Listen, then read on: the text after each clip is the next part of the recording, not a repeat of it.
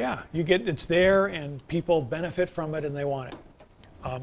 And if you're not doing anything wrong, what's wrong with having people monitor what you do, right? So that sort of attitude.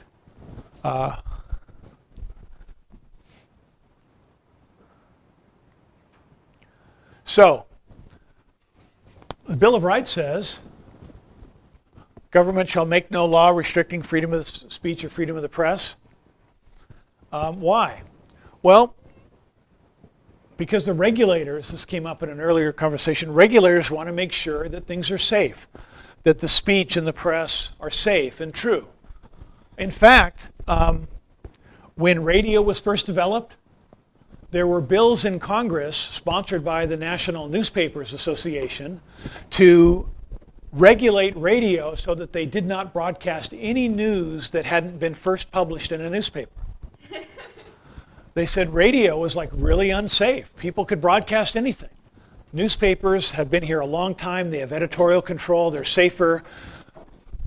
Could Congress have passed a law regulating radio to stop it from broadcasting news? Sure. Sure. They almost did. Because the Bill of Rights stops government regulation of speech in the press, but not radio, not television. Because the founders didn't think of it? Yeah, of course they didn't know about radio and television. So we have a sort of a weird system where we tremendously think freedom of speech and freedom of the press is important, but we allow regulation of television and radio. This comes up in the LD moral standards or community standards thing. Yeah. You'd think so. All people do is talk. It sounds a lot like speech to me and music, right?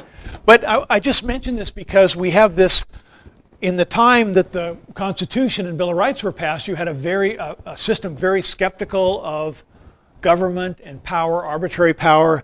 Later, in the progressive era, when the FDA and other federal regulatory agencies are here, the government is much more expansive. People think the government needs to be there to help people. And the newspapers weren't able to stop radios from broadcasting the news. I mention it because it was, in play and it was considered. And it's true that radio can be dangerous, right? Orson Welles broadcast War of the Worlds, dramatization, and people thought it was a true story, and thousands of people, panicked, ran for cover. Well, yeah, and also radio early on, people didn't have a defense from radio.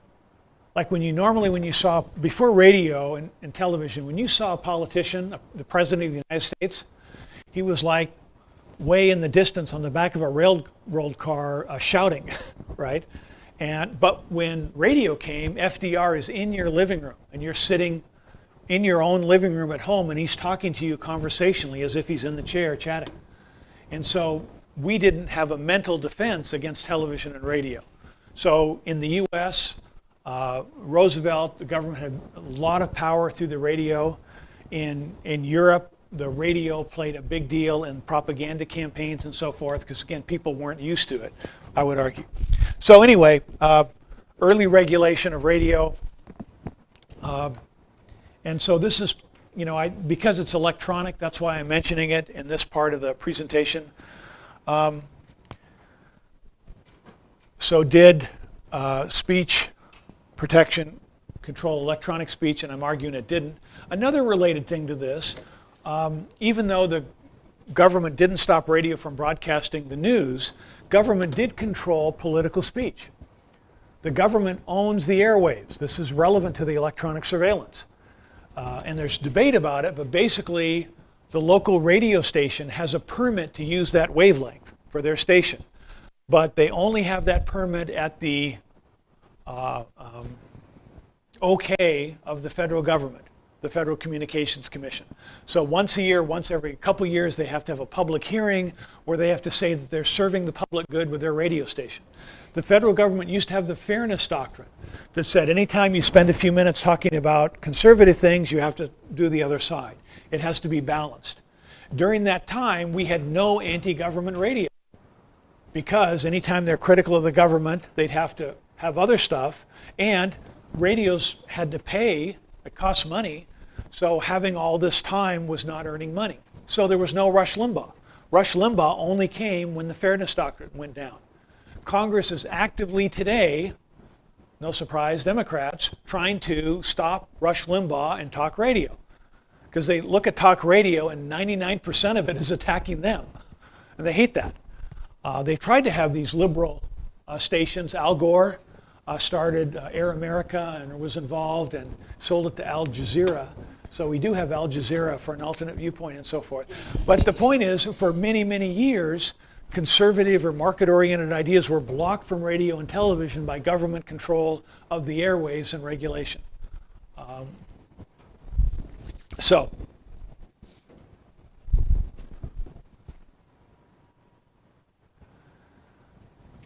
I have a blog site on this, Economics of Electronic Surveillance. I've only got one post so far. I'll have more. The first post, Big Brother and Electronic Surveillance.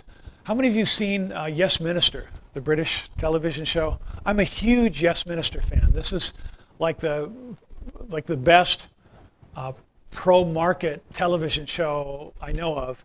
It is a comedy from the 1980s shown on the BBC, and basically it's the story of the conservatives being elected to government. They come to power, they want lower taxes, less regulation, free market reforms. But when they get in power, what they find is the government is run by the bureaucracy, by the federal election, the federal agencies. And so the ministers think being elected they can run their department, but their permanent ministers there, they run the department. For example, who's the head of the State Department? Who's Secretary of State? Okay, so you might think John Kerry runs the State Department. Well, no, John Kerry doesn't run the State Department. The State Department runs itself, right? John Kerry is in there now. He'll be gone in a year or two. Before him was Hillary Clinton, and then Condoleezza Rice, and then one after. But these people are in and out. The State Department is there for years and decades, and they have their own agenda. So the argument is the government is on sort of autopilot, and the people in the government, the permanent politicians, see growing as something they want to do. I mean, who wants a job? You know, you can imagine Isaiah McPeak running Ethos, and his goal is to make Ethos smaller. We want to have less debate camps, fewer students, fewer people buying our book, and we want a smaller resource book. Does that sound reasonable? Well, no, hardly anybody does that. So Isaiah wants to expand his empire, as if it could expand any more. It may be at upper limits already. He'd like to do more camps, more students, more stuff. If he was appointed to the government agency of debate, homeschool debate, would he suddenly say, well, now I'm a government worker and I don't want to grow? No, he similarly would want to grow. Okay, the episode I recommend, Yes Minister, is free if you have Amazon Prime. I think it's funny, but not everybody likes British humor, right? But the one episode called Big Brother is on your debate topic because it was an issue in front of the British government. Most of the episodes are fiction, but it turns out most of them are true stories. You see this on the DVD. The guy who wrote the screenplay said basically they took British ministers out to dinner and asked them, you know, what funny thing happened when you were a minister, and they basically got these stories of stuff that happened and they wrote screenplays from it. Anyway, this one is Big Brother, and basically it's the government has a national database. It turns out it's revealed that the government is keeping a national database on thousands and thousands of British citizens, just like the NSA is recording us. And Hacker, before he becomes the minister, was against the database. When he gets in, he says, this database is a bad idea, or it's okay for government to keep the information, but everybody should be able to see what's on their file. So he had 5 separate things. Everyone should see what's on their file. If anybody looks at a private file without a good reason, any government official, they should be prosecuted. And they had whole sets of protections on the database, okay? So he goes to his minister who works for the bureaucracy and he says, this is the protections we want on the database. And the guy says, oh, we couldn't ever do that. cost way too much money. We'd have to hire thousands of people. It's impossible. It'd be a disaster. Can't do it. So the whole episode is about him fighting to get these protections on government records of people. But for debate, I would argue that you could have that as an affirmative case in a way. You could say the protections they were putting on the database. Now, I wouldn't recommend you cite this as your evidence source. You know, this British comedy series, 1980s. But instead, the kind of protections people have against government electronic surveillance, that's what the episode is about. And you could put in those same sorts of reforms here.